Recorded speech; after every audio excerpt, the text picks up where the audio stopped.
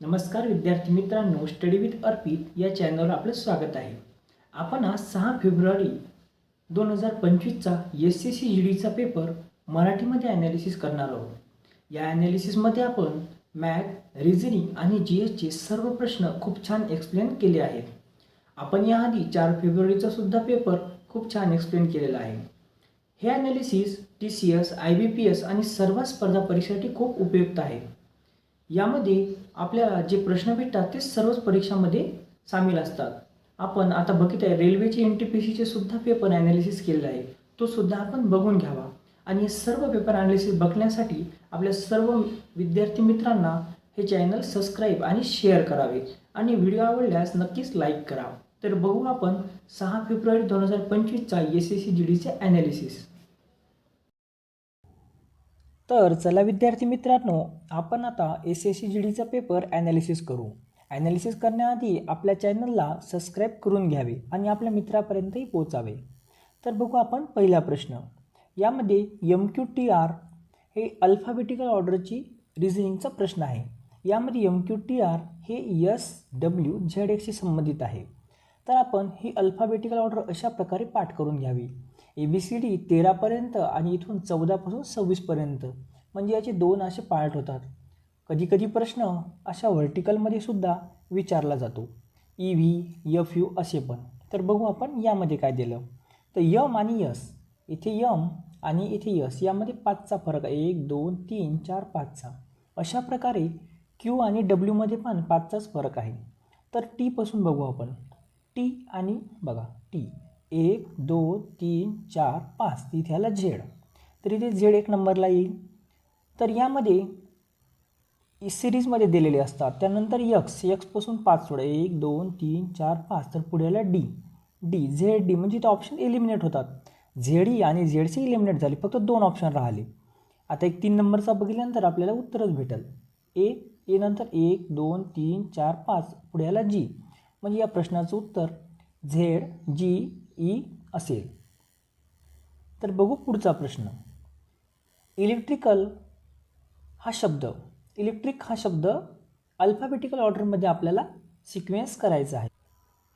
तर बघा, इलेक्ट्रिक हा शब्द लिहिला अल्फाबेटिकली तर सर्वप्रथम काय येईल? C, नंतर पुन्हा C, नंतर E हा 2 वेळा आहे. E, I, L, R आणि T हा झाला शब्द. हा 8 अंकाचा होता आणि 8 झाले. तर यांनी विचारलं की कोण असे सरळमध्ये त्यांची जागा चेंज नाही झाली पाहिजे. तर यामध्ये फक्त E, हा बघा ईची जागा जशाला तशी आहे, बाकी सर्व चेंज झाले आहे. म्हणून एकच आहे ज्याचं स्थान अपरिवर्तित आहे. तर पुढे बघा, MC हे 5शी संबंधित आहे, PF 10शी आणि HQ 20शी. इथे बघा सर्व चढत्या क्रमाने जात आहे. इथे 20 25 30 आणि पुढचा कोणता असतील? 35. तर आपल्याला 35 हे भेटले. तर यामध्ये 3 ऑप्शनमध्ये 35 आहे, म्हणजे हे ऑप्शन एलिमिनेट होईल. त्यानंतर बघा M, P, H, K, तर इथे असा यामध्ये संबंध असतो. तर H पासून K इथे 8, Hचा क्रमांक 8 आणि Kचा 11. तर त्याच प्रकारे Jचा किती आहे? 10 आणि तिथून आपल्याला किती जायचं पुढे? 3, तरी M. त्यानंतर W पासून 3 गेल्यानंतर Z. अशा प्रकारे 3च्या डिफरन्सनुसार हे याचं उत्तर आपल्याला भेटते. त्यानंतर 4 नंबरचा प्रश्न. DGC आता इथे पूर्ण अल्फाबेटिकली आहेत. D 4 नंबर, नंतर H 8, L 12, P 16. तर P 16 त्यानंतर येणारा कोणता असेल? तर बरोबर T 20. इथे बघा एकच ऑप्शन आहे जिथे T आहे, बाकी सर्व 3 एलिमिनेट होतात. T 20. अशा प्रकारे 4च्या फरकानुसार या प्रश्नाचे उत्तर भेटते.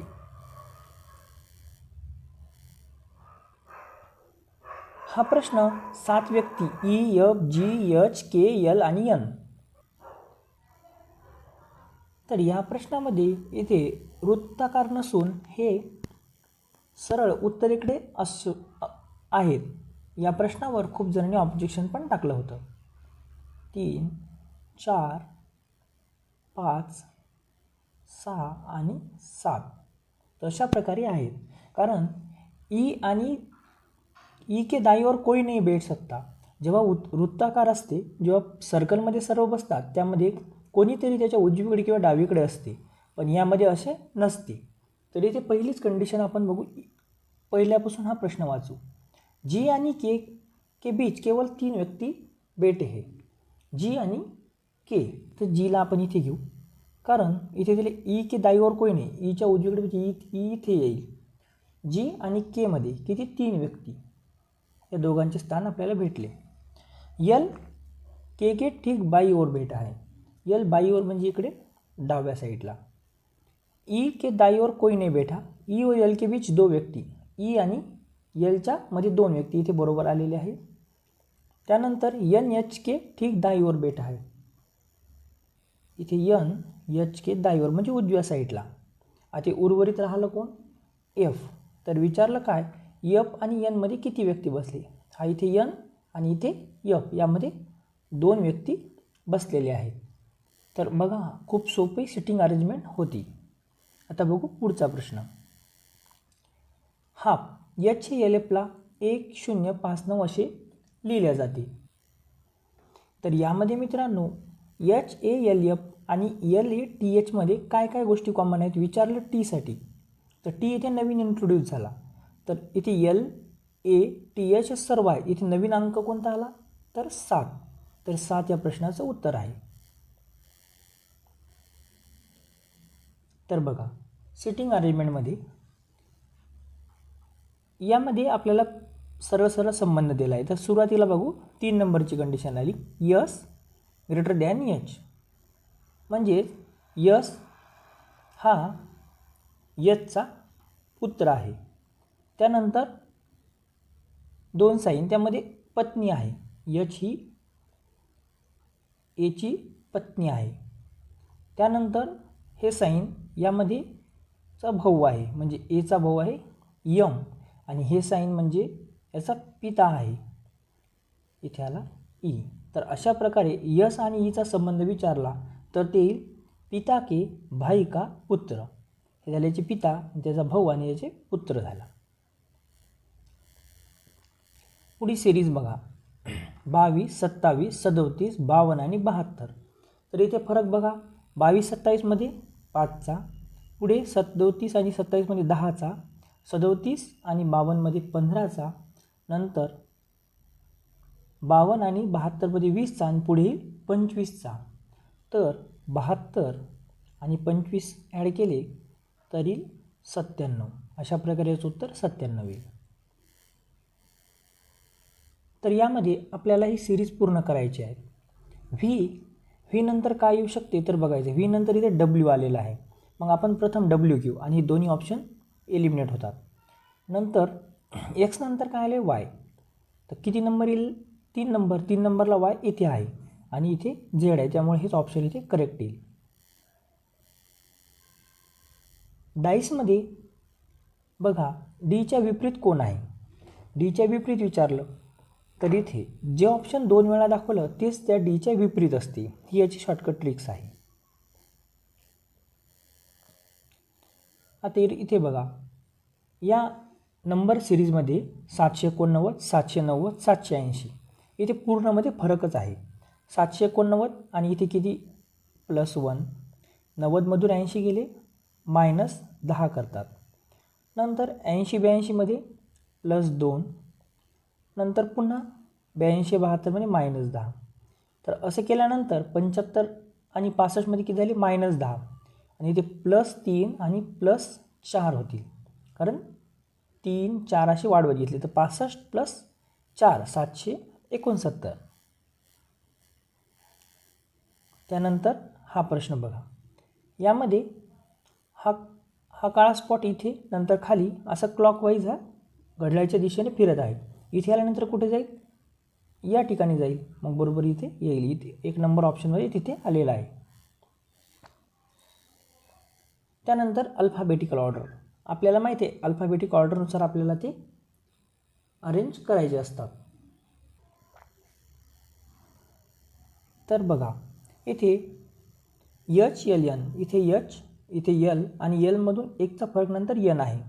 टी एक्स, टी इथे 3 सोडून एक्स आणि एक्स 1 सोडून लगेच झेड आहे. पण यनमध्ये बघा यन इथे यन नंतर आर 3चा फरक तर आहे, पण आर नंतर टी पाहिजे, इथे व्ही दिलेला आहे म्हणून हा असंगत आहे. इथे GELSला 9, 8, 7, 2 केले आहेत आणि इथे बघा फरकच असते, सगळ्यामध्ये फरकच दाखवलेला आहे. तर इथे सरळ सरळ सर्व कॉमन शब्द बघायचे. GELS आणि सेल यामध्ये सर्व कॉमन आहेत. नवीन कोण झाला F, तर Fसाठी इथे नवीन कोणता अंक आला 6. 6 जे याच्यामध्ये नाही ते इथे नवीन कोण आला 6, म्हणजे याचं उत्तर येईल 6.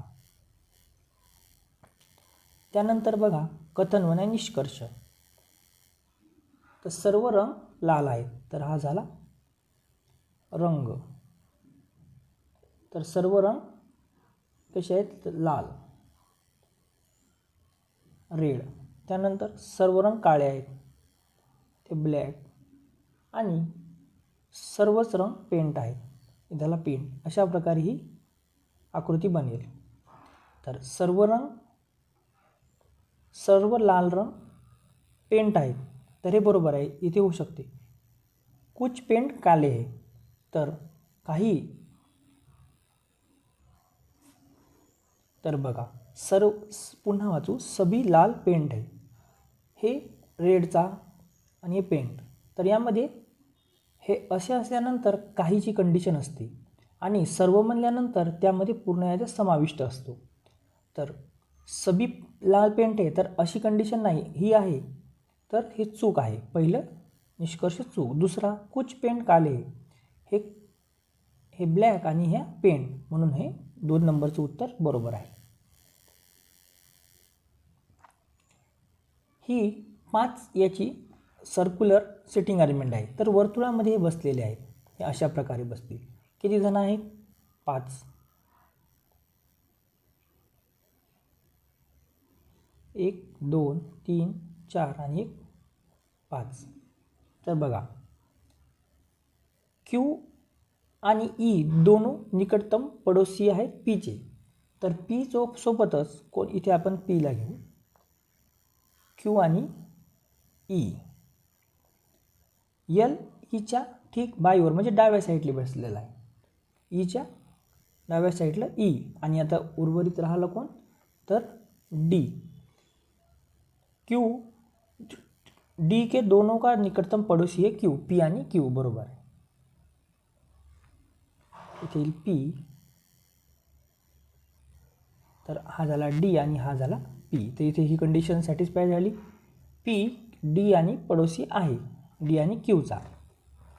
तर बघा Dच्या निकटतम पडोसी कोण आहे, तर Dच्या जवळ कोण आहे, तर ते आहे Q आणि L, हे Dच्या जवळ आहेत. तर पेपर फोल्डिंगमध्ये हा दिलेला आहे. येथे आपला ॲनालिसिस खूप महत्त्वाचं असते. हा पेपर सर्क्युलर होता, त्या फोल्ड केली, त्यानंतर इथे आणि इथे क्रॉस केला, त्यानंतर बघा असा येणार नाही, त्यामुळे कॉर्नरलाच याचे क्रॉस असतील.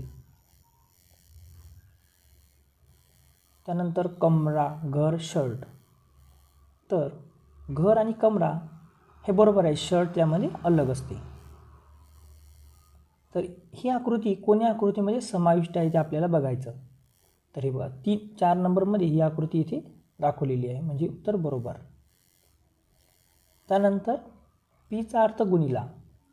तर इथे बघा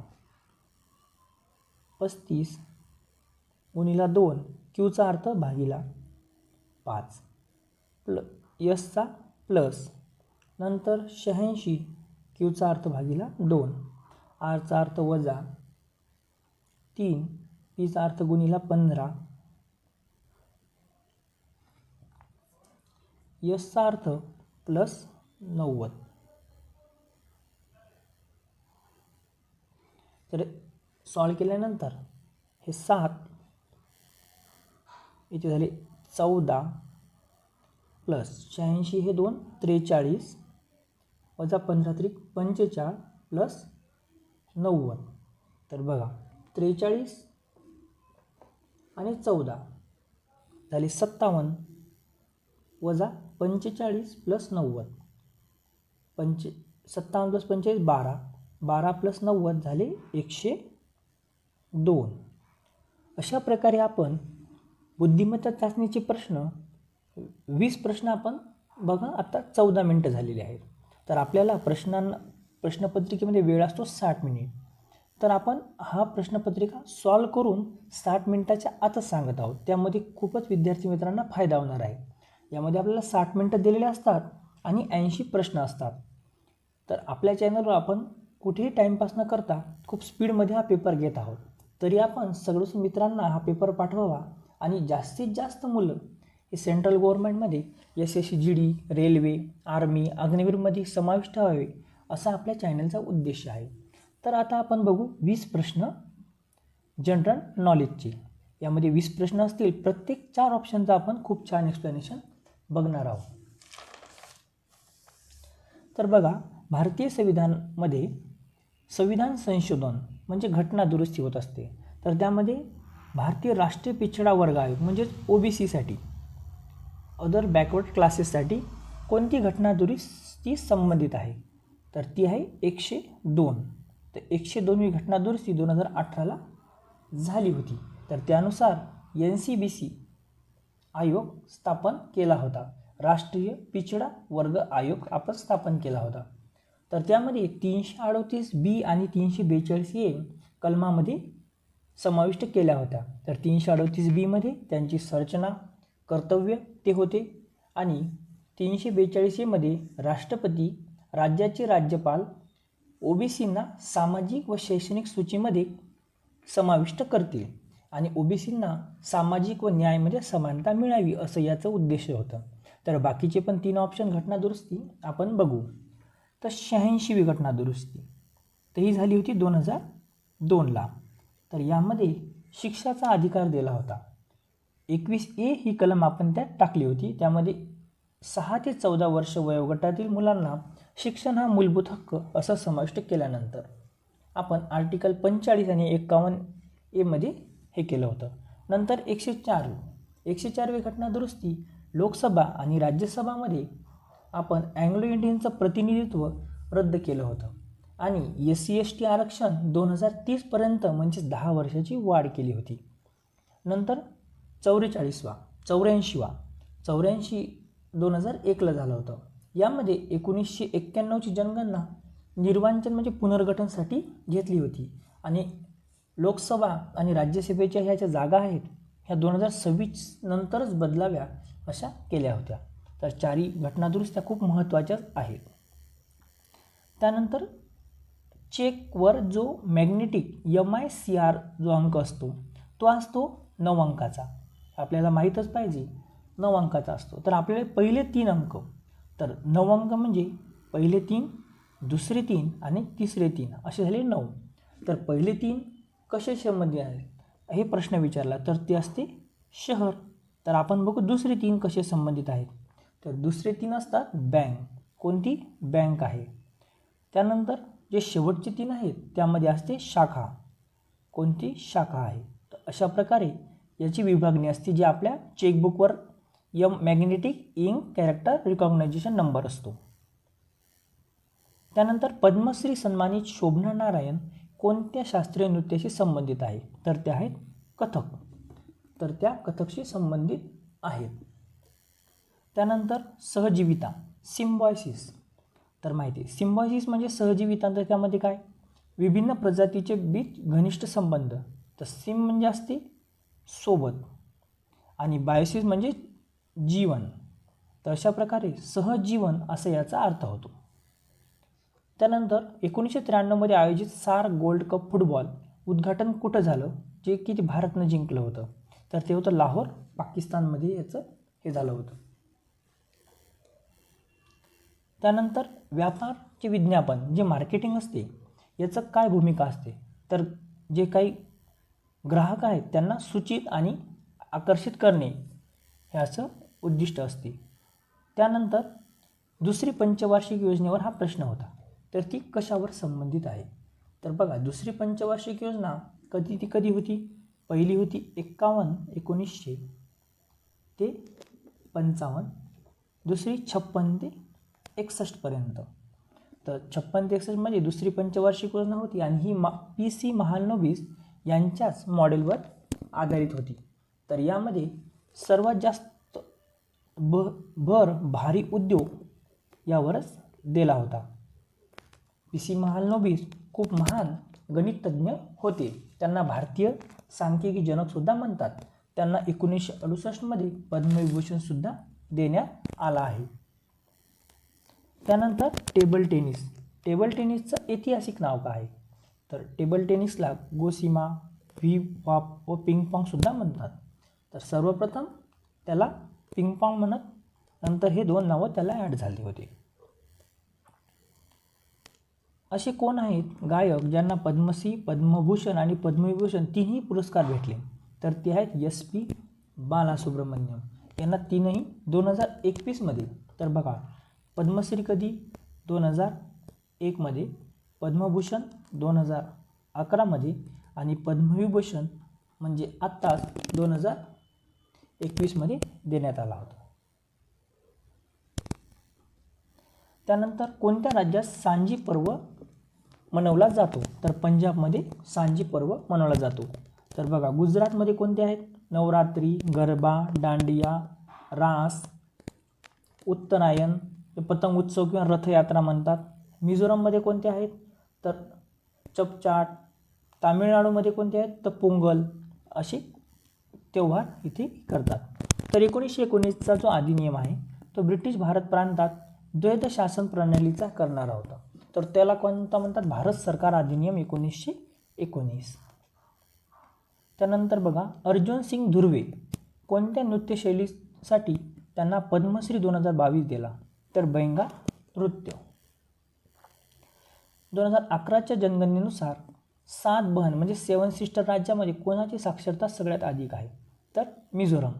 तर 7 बहिणी म्हणजे आपले पूर्वेकडील 7 राज्य तर कोणकोणते आहेत? इथून सुरू करू आपण. मेघालय, आसाम, अरुणाचल प्रदेश, नागालँड, मणिपूर आणि मिझोराम आणि त्रिपुरा. तर हे आहेत 7 सिस्टर म्हणून यांची ओळख आहे. त्यानंतर भारतीय संविधानामध्ये कोणत्या आर्टिकलनुसार कमजोर वर्गासाठी आर्थिक हित म्हणजेच आर्थिक हितासाठी कोणतं आवश्यक आहे? तर आर्टिकल 46मध्ये हे नमूद आहे. त्यानंतर सतलज नदीचं वैदिक नाम काय आहे? तर जी ऋग्वेदमध्ये वर्णित सप्त सिंधू नदीची एक आहे तर ती आहे शतुद्री, हे त्यांचं नाव होतं. तीव्र तिखी सुगंध, क्रिस्टल जे सफेद. तर ऊर्ध्वपातन म्हणजेच होते सब्लिमेशन. सब्लिमेशन म्हणजे एखादा असा सॉलिड पदार्थ ज्याचे डायरेक्ट वायूमध्ये रूपांतर होते. तर तो आहे कापूर. कापूरमध्ये आपण हवेच्या संपर्कात आले तर त्याचं डायरेक्ट वायूमध्ये रूपांतर होते. भारतीय जनगणना 2011नुसार कोणत्या राज्यात जनसंख्या वृद्धी झाली आहे? तर केरळमध्ये जनसंख्या वृद्धी झालेली आहे. सर्वात कमी येथील लोकसंख्या वाढ झालेली केरळमध्ये. 2011ची जनगणना आपण पुढे यानंतर बघणारच आहोत. कोणत्या केंद्रीय मंत्रीने भूनीर पोर्टल लॉन्च केले आहे? तर आपल्याला माहिती आहे CR पाटील यांनी हे भूनीर पोर्टल लॉन्च केलं आहे. तर प्रल्हाद जोशी, आपण एक शॉर्ट टाकली आहे त्यामध्ये सर्व केंद्रीय मंत्री घेतले ते आपण बघून घ्यावे. तर प्रल्हाद जोशी हे कोणते मंत्री आहेत? तर कोयला व खनन मंत्री. नंतर व्ही सोमना, तर हे आहेत रेल मंत्रालय व जलशक्ती मंत्रालय. अशा प्रकारे आपण ते पण शॉर्ट बघून घ्यावी. त्यामध्ये सर्वच केंद्रीय आणि कॅबिनेट मंत्री आपण घेतले आहेत. बघा, 2 प्रश्न कॅबिनेट मंत्र्यावर आले जे की आपल्या शॉर्टमध्ये ॲड आहेत. नंतर केंद्रीय महिला व बालविकास मंत्री कोण आहेत? तर अन्नपूर्णा देवी हे आहेत केंद्रीय बाल मंत्री.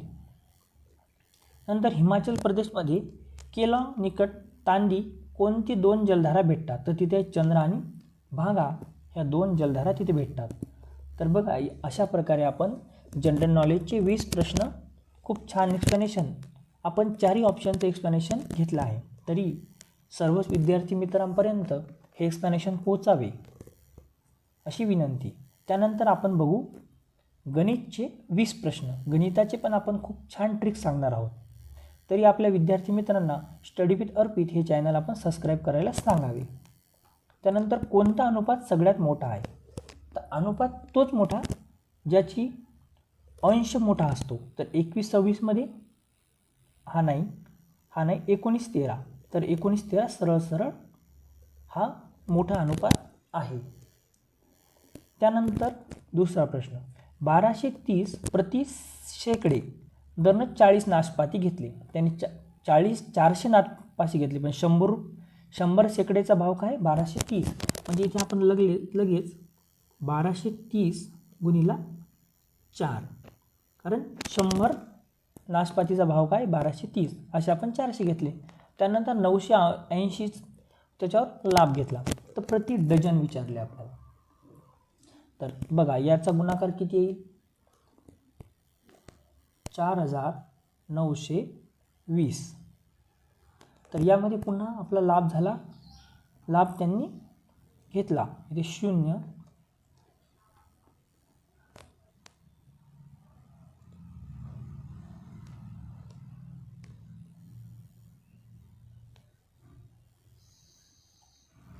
5,900. त्यानंतर आता पुन्हा आपण प्रति डझनमध्ये असतात 12. तर बघा 5,900 गुणिला 12 आणि किती होते? 400. तर 4 त्रिक 12 आणि याचा गुणाकार 177 रुपये त्यांनी विक्रय मूल्य ठेवलं. अशा प्रकारे आपण खूप शॉर्टकटरित्या कोणताही फॉर्म्युला न वापरता हे गणित सॉल्व केलं. तर त्यानंतर कोणती छोटी प्राकृतिक संख्या आहे जिला 24, 58 आणि 48 12ने भाग जाईल? तर बघा इथे आपण लगेच याचा LCM काढू. LCM काढण्याची पद्धत आपली खूप सोपी आहे. 24, 58, 48 आणि 12. तर आपण लगेच 12ने भाग देऊ. 12 दुनी 24, 58 जशाला तशी, 12 चौक 48, 12 एका 12. नंतर 2, 1, इथे 29, इथे 2, इथे 1. तर या सर्वाचा गुणाकार केल्यानंतर हे 12 दुनी 24, 29 दुनी 58. तर 24 गुणिला 58 आपण केल्यानंतर आपलं येईल 1392. तर बघा 1392 ही सर्वात छोटी प्राकृतिक संख्या आहे जिला 24, 48, 58 आणि 12ने भाग जाईल. तर बघा 2 ट्रेन. तर इथे आपल्याला 2 रेल्वे दिल्यात ज्या 60 किलोमीटर आणि 50 किलोमीटर प्रति घंट्यानं. आपण प्रश्न वाचताना त्याचा डाटा लिहू. तर पहिल्याचा स्पीड किती आहे? 60, दुसऱ्याचा 50. नंतर एक ट्रेनची लांबी 430 आहे. तर ट्रेन 1ची लेंथ ही 430. नंतर दुसऱ्या ट्रेनला पार करण्यासाठी 44 सेकंद लागतात. तर इथं आपल्याला टाईम पण दिला 44 सेकंद. अशा प्रकारे आपण सर्व डाटा इथे लिहून घेतला. दुसऱ्या ट्रेनची लांबी विचारली म्हणजे T2ची लेंथ आपल्याला विचारली आहे. तर बघा सापेक्ष गती आहे, विपरीत दिशेने चालल्या म्हणजे 60 प्लस आपल्याला 50 करावे लागतील. म्हणजे हे झाले 110 किलोमीटर प्रति घंटा. त्यानंतर आपल्याला किलोमीटर प्रति घंटामध्ये दिलं आणि इथे मीटर आणि सेकंद दिसलेले आहेत. तर आपल्याला इथं कन्वर्ट करावं लागेल. 110 गुणिला 518 याला भाग दिल्यानंतर याचा येईल 30.56 मीटर पर सेकंद. तर इथे 30.56 गुणिला टाईम दिला होता 44. टाईमसोबत गुणाकार केल्यानंतर त्याचे येईल 1344.64 आणि हे 1344.64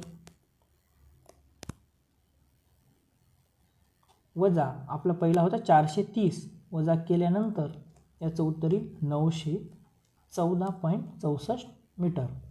तर बघा याची तशी ट्रॅडिशनल पद्धत खूप मोठी आहे, पण आपण खूप शॉर्टकट पद्धतीने केलं. सुरुवातीला आपण काय केलं? सर्व डाटा इकडे लिहून घेतला. त्यानंतर एका विपरीत दिशेने चालल्यानंतर 60 आणि 50ची बेरीज केली.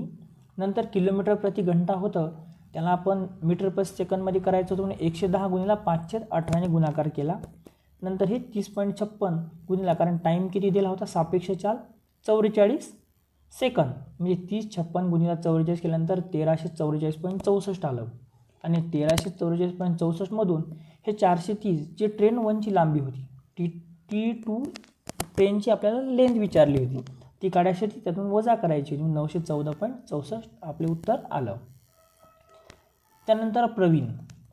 तर हा प्रश्न सोपा आहे, पण यामध्ये दिलेला डाटा हा खूप किचकट आहे, याला आपण खूप शांततेत सॉल्व करू. तर बघा, प्रवीणजवळ 1612 रुपये होते, त्याचे 2 पुत्र होते, ऋषी आणि शान. तर त्यामध्ये आपल्याला त्याला तो पैसा दोघांना वाटायचा होता, पण कधी, जेव्हा ते 17 आणि 18 वर्षाचे होते तेव्हा. तोपर्यंत तो पैसा 8% व्याजदरानं बँकेत त्यांनी राहू दिला. तर बघा, जेव्हा राशी त्यांना सारख्या प्रमाणे वाटायची होती. तर भविष्यामध्ये किती होईल राशी, तर चक्रवृद्धी व्याजचं सूत्र असते P म्हणजे मूलधन गुणिला 1+R/100 टाईम. तर बघा, यामध्ये आपण हे व्हॅल्यू पुट केल्यानंतर 1612, तर 1612 किती राशी प्रवीणने ऋषीला दिली, तर त्यामध्ये 1612 वजा x केल्यानंतर उरलेली राशी कोणाची असेल, तर शानची. अशा प्रकारे आपण हे व्हॅल्यू यामध्ये पुट केले आणि हे सोल्युशन केलं आहे. या सोल्युशननंतर 1612 गुणिला 108,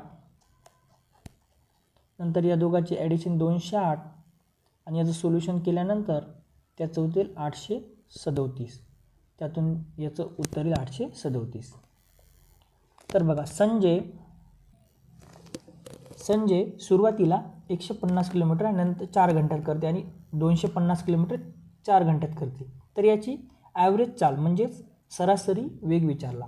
तर याचं सोपं आहे, 150 प्लस 250 भागीला 4 आणि 4 8 तास, म्हणजे 400 भागीला 8 तरी 50 किलोमीटर प्रति घंटा.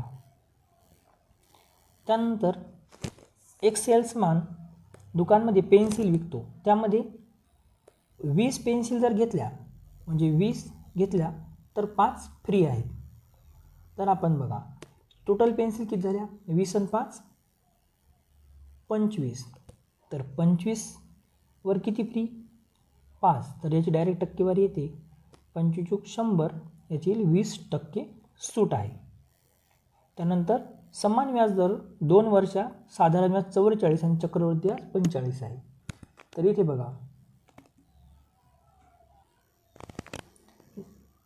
2 वर्षाचं 44, तर एका वर्षाचं किती आलं 21, आणि कंपाऊंड इंटरेस्टमध्ये 21 आणि 2 वर्षाचं असल्यामुळे त्याचं स्क्वेअर होईल आणि 21चा वर्ग किती 484. अशा प्रकारे शॉर्टकट प्रकारे आपण 484 उत्तर काढू शकतो. त्यानंतर एक कक्षामध्ये 27 विद्यार्थ्याचं ॲव्हरेज वजन आहे 53 आणि एक शिक्षक ॲड झाल्यानंतर त्याचे 700 ग्राम वाढ होते. तर आपण ॲव्हरेज काढत असताना सरासरी वजन 27 गुणिला 53 करून घेऊ. त्यानंतर याचा गुणाकार किती येईल 1431 kg. नंतर एक शिक्षक ॲड झाले, म्हणजे शिक्षक 27 आणि 28 गुणिला 53.7, तर याचं येईल 1503.6 किलो. तर यामधून हे वजा केल्यानंतर 1503.6 किलो वजा 1431, तर याचं येईल 72.6 किलो. अशा प्रकारे शिक्षकाचे वजन हे 72.6 किलो येईल.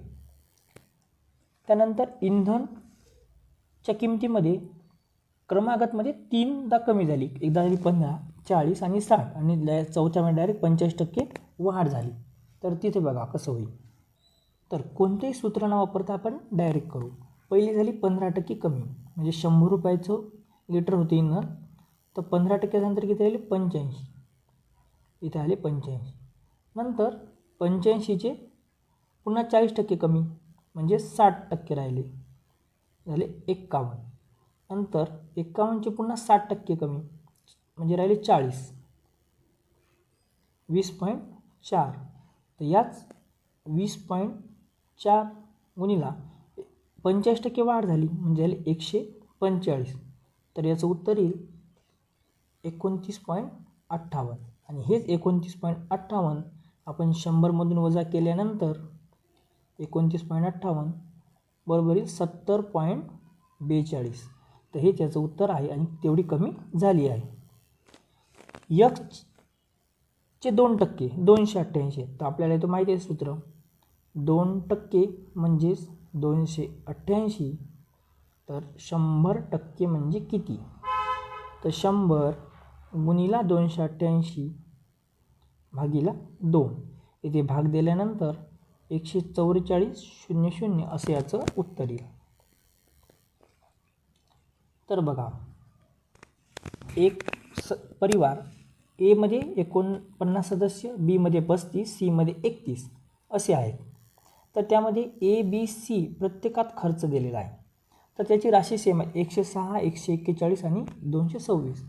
तर एचा खर्च 49 गुणिला 106, बीचा खर्च 35 गुणिला 141, सीचा खर्च 31 गुणिला 226.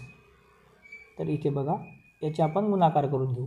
49 गुणिले 106 51 94, 35 गुणिले 41 49 35, त्यानंतर 31 गुणिले 206 7006.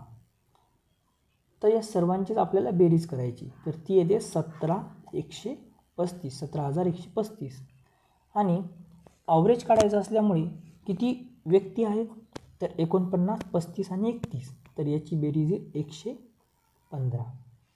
आणि 17,135 भागीला 115 केल्यानंतर याचं उत्तर येईल 149. तर हा यांचा ॲव्हरेज आहे. एक घनची एक साईड 19 सेंटीमीटर आहे. तर टोटल सरफेस एरिया म्हणजे संपूर्ण पृष्ठीय क्षेत्रफळ किती असेल? तर घनाचं संपूर्ण पृष्ठ क्षेत्रफळ असेल 6a². 6 गुणिला 19 गुणिला 19. तर याचं उत्तर आहे 2166. त्यानंतर वार्षिक साधारण व्याज. तर वार्षिक साधारण व्याजवर हे दिलेलं आहे. तर आपल्याला माहिती आहे साधारण व्याज सरळ व्याजाचे सूत्र काय आहे? पी गुणिला आर गुणिला टी आपण 100. तर यामध्ये बघा, सरळ सरळ या व्हॅल्यू पुट केल्यानंतर आपण शॉर्टकटमध्ये याचं उत्तर काढू. तर 9,400मधून 5,400 गेल्यानंतर किती राहिले? 4,000. कारण इथे फरक आपल्याला 960 दिलेला आहे, तेवढे जास्त प्राप्त होतात. आणि वर्ष किती? 4. आणि आपल्याला रेट ऑफ इंटरेस्ट म्हणजे आर काढायचा आहे, भागीला 100 करू. आणि फरक किती? 960चा. तर 4 चूक 16 म्हणजे झाली 16,000 आर आणि 960 इथे खाली. तर 16,96 म्हणजे 6% हा व्याजाचा दर असेल. गणित मोठे होते पण आपण शॉर्टकट ट्रिकने खूप लहान केले आहे. सगळ्यात मोठी संख्या कोणती? हिला 657 आणि 2037 भाग जाईल. आणि 6 आणि 5 त्याचे हे होतील बाकी.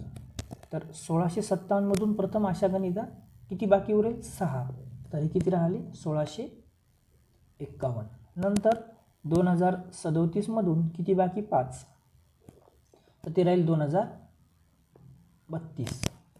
तर इथे बघा, यांचा आपल्याला HCF पाडायचा आहे. म्हणजे कोणती संख्या हे राहील? तर या दोघांची पहिली वजाबाकी करून घ्या. 2032 व 1651 किती राहिले? 383. पुन्हा 383 1651ला वजा केल्यानंतर किंवा भाग दिल्यानंतर 127च बाकी उरते. त्यामुळे 127च ती मोठी संख्या आहे. त्यानंतर एक लॅपटॉपचं क्रय मूल्य 58,200 होतं आणि 44% झाला घाटा. म्हणजेच राहिले 56%. म्हणजे 44% घाटाच्यानंतर 56%च किमतीवर विकलं. नंतर याला 56ने गुणाकार केल्यास त्याचं उत्तर येईल 43,792. त्यानंतर याचं डायरेक्ट सिम्प्लिफिकेशन बोर्डमास लावून सॉल्व करायचं. तर 16 + 12/4 वजा 3 गुणिला 3.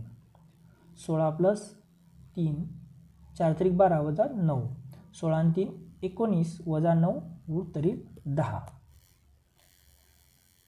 पुन्हा हे तसंच सिम्प्लिफिकेशनचं 16 प्लस 9 भागिला 3 वजा 12, 3 त्रिक 9, 16 आणि 3 19 वजा 12 बरोबर आले 7.